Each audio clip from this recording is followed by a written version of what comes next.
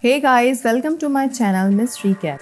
Today I am going to explain the movie Reminiscence. Movie opens in a future Miami where an earth affected by climate change has led to rising sea levels and temperatures. Working during the day has become too unbearable for people. They work, recreate and socialize through the dark of night. Instead, while contending with drastically rising sea levels in most coastal cities, a man named Nick Bannister and his assistant Emily, who do contract work for the Miami District Attorney Office. What Nick do is that he spend people back in their memories to relive them again. Concept is somewhat similar to Inception movie. Nick also explains that past can be addictive if you relive it once. Then it will become your addiction, which we can see for a woman who relives her memories of her lover over and over again, only so he can feel her lover. And this movie, going back in memories, is named as Reminiscence. Reminiscence means a story told about a past event, remembered by a narrator, coming back to story after finishing his work. When they are about to close, a woman named May appears, who somehow have lost her keys, and now she wants to know where she misplaced her keys. Nick sends her into Reminiscence, where we get to find that May is actually a singer at bar. After the keys location is found, May leaves but forgets her earrings, which she took off before going into Reminiscence. Nick is also a private investigator who works for DA. DA means District Attorney. DA is an elected or appointed official for a country or a designated district with the responsibility for prosecuting crimes. In DA office, we are introduced with Walter Sullivan and his son Sebastian Sullivan.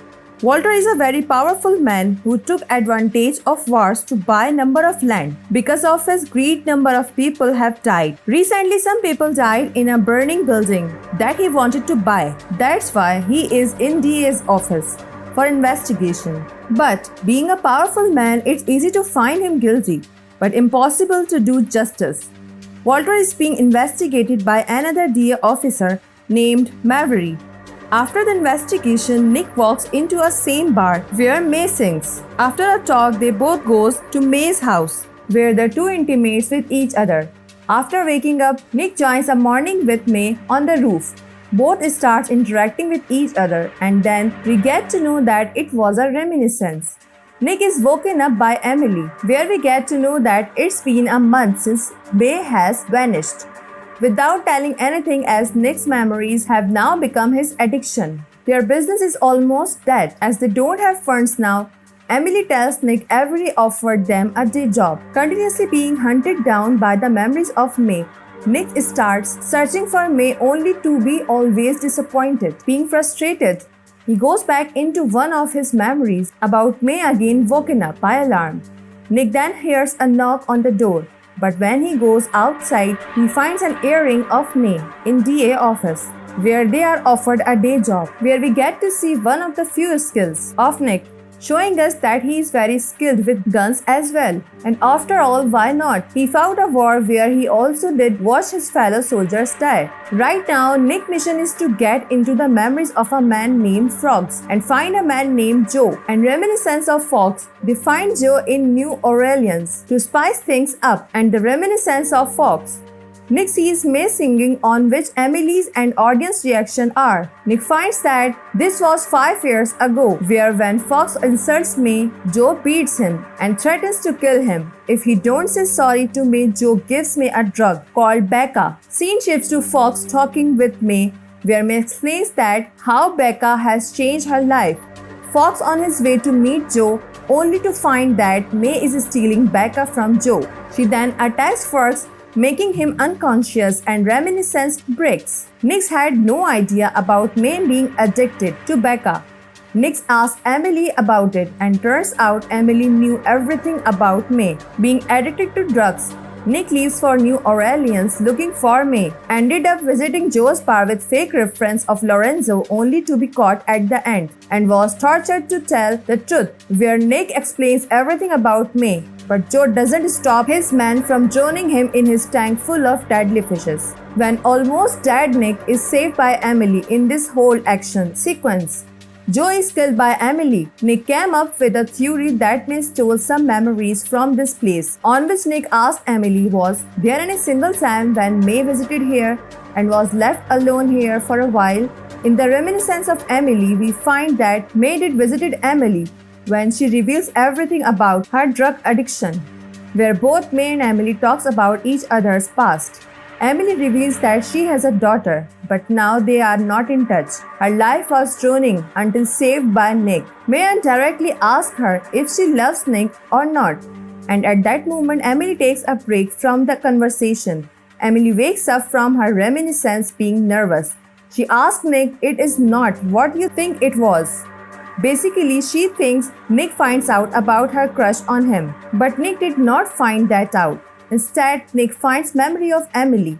When she was drunk and right front of her eyes, May took something from the memory vault. We also get to know that the vault has no code. The password was the tune that May studied from Nick during her time with him. May and Emily both start searching for the memory that May took, only to come to the conclusion that she took Elsa Carrion's file.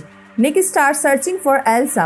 While searching for Elsa, he came across a girl who tells him that Elsa is now dead. She explains to Nick that Elsa was packing until she was attacked by a man who killed her. And he also gets to know that Elsa had a child named Freddie, who was taken by some red-headed woman, which Nick assumes that red-headed woman was May.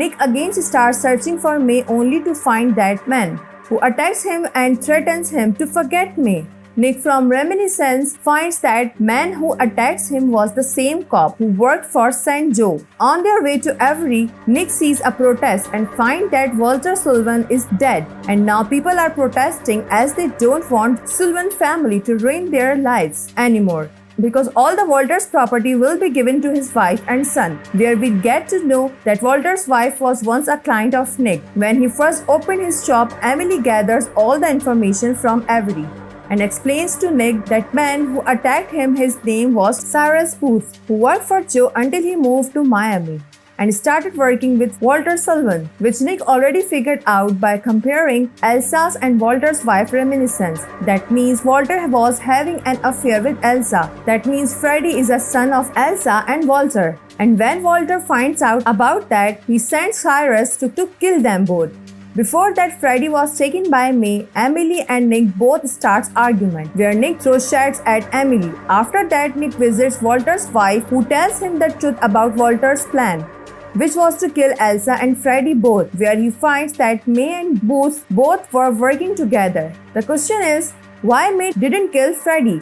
Why she kidnapped him? Nick finds Booth. Then after a long chase, when Nick finally catches Booth, they both fight until Nick gets the upper hand, stucking Booth's hand in piano, making him drown. But Nick dives in and saves him, only to be attacked by Booth underwater, leaving Nick to die. But in the end, Nick successfully able to capture the Booth. Nick then takes Booth into the reminiscence and finds that Booth blackmailed May into doing all that. May actually love Nick, and when May finds out that Booth will kill the Freddie and Elsa, she saves Freddie's life, and she actually tried to reach Nick, but again captured by Booth. She even left the earring for Nick to find her. She from the beginning was good. She was being blackmailed.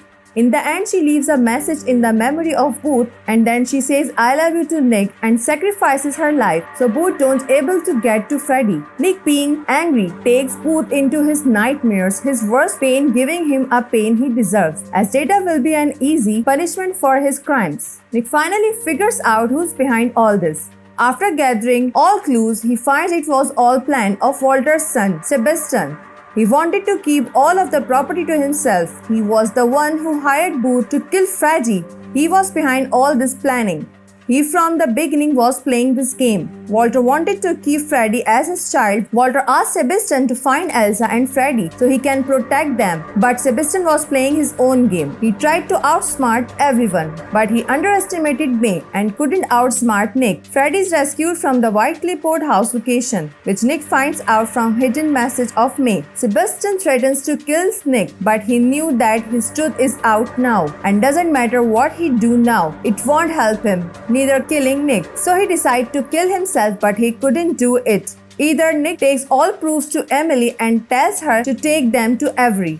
He even confesses that he has burned Boo's brain on purpose. He is still alive though, but he don't care about that anymore. He gives Emily a speech that now is time to look forward and to find her daughter. Nick tells all the story from the beginning to Emily, so Avery can use it. Since he has exposed such a big game of Sullivan's family, Avery makes a deal with Nick that he cannot walk out of the city, but he can keep his machine and do what he does. Nick goes back into the Reminiscence to relive his memories with May, and movie ends here. Thanks for watching. If you like it, so please don't forget to subscribe my channel.